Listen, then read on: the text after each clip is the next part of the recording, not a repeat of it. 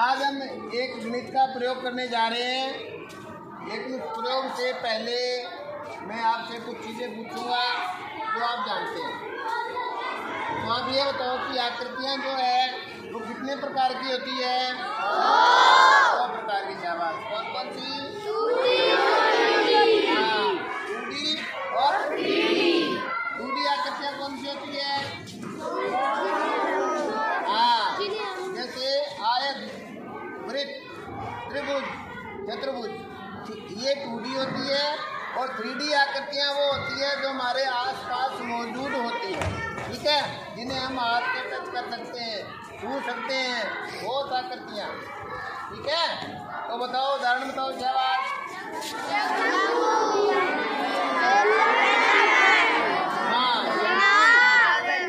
शंकु, बिल्कुल सही बताया आपने। ये देखो मेरे पास कुछ आकृतियाँ हैं बनी हुई शंकु। तो शंकु के कोई उदाहरण बता सकता है? शंकु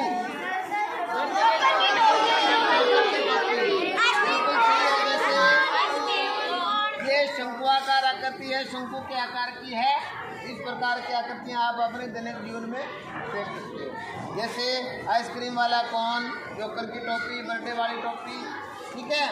और दूसरे प्रकार की जो हमारा ठोस आकार है वो है सिलेंडर, बेलन, बेलनाकार। इस प्रकार की आकृतियाँ होती है, उन्हें हम क्या कहते हैं? बेलनाकार आकृतियाँ।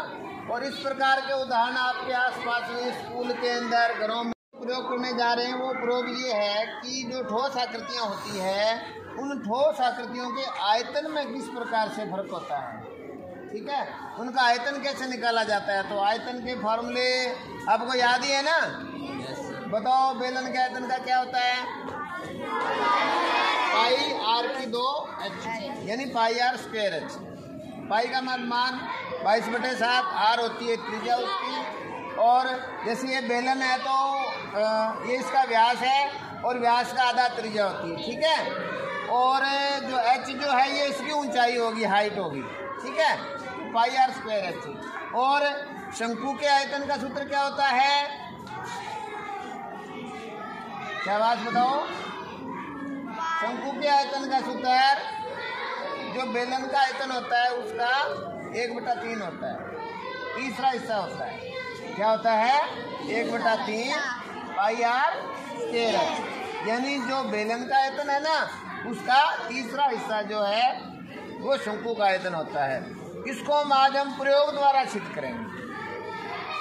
तो ये मैंने 2 कागज, समान लंबाई चौड़ाई के कागज लिए हैं, और एक को मैंने बेलन के आकार के रूप में कर दिया, और दूसरे का ये जो है वो हमने क्या बनाया है?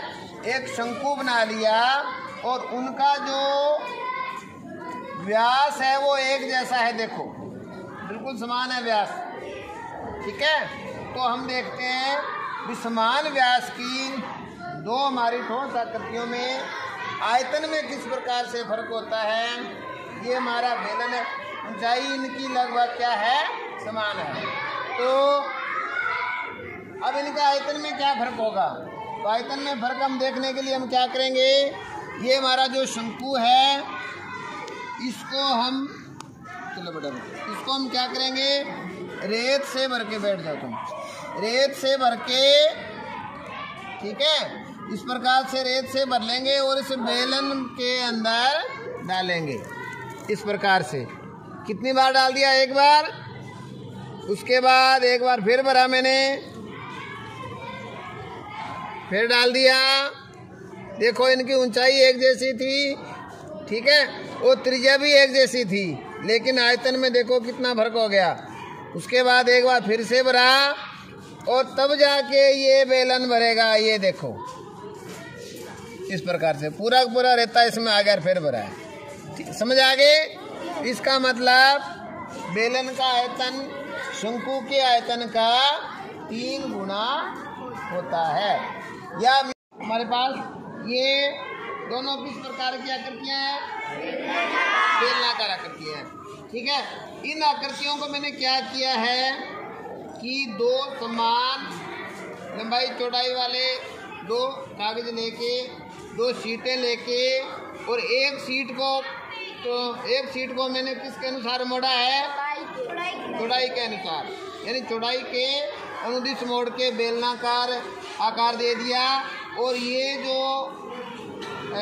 दूसरा कागज था उसकी लंबाई चौड़ाई बराबर इसी के समान थी, बस इसको मैंने लंबाई के अनुसार मोड़ के और बेलन का आकार दे दिया। ठीक है, अब हम देखेंगे कि इनके आयतन में किस प्रकार से फर्क आता है। देखो, ठीक है, तो ये हम देखेंगे कि ये जो बड़े वाला बेलन लग रहा है आपको, इसको जिस प्रकार से इनका शंकुकार बेलन के आयतन की हमने तुलना करी थी, इसी प्रकार इनके आयतन की भी तुलना करेंगे। इसमें क्या फर्क है? इनके त्रिज्या में फर्क है।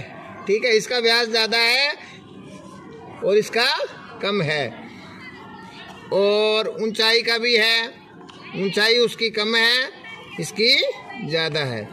तो इस प्रकार से हम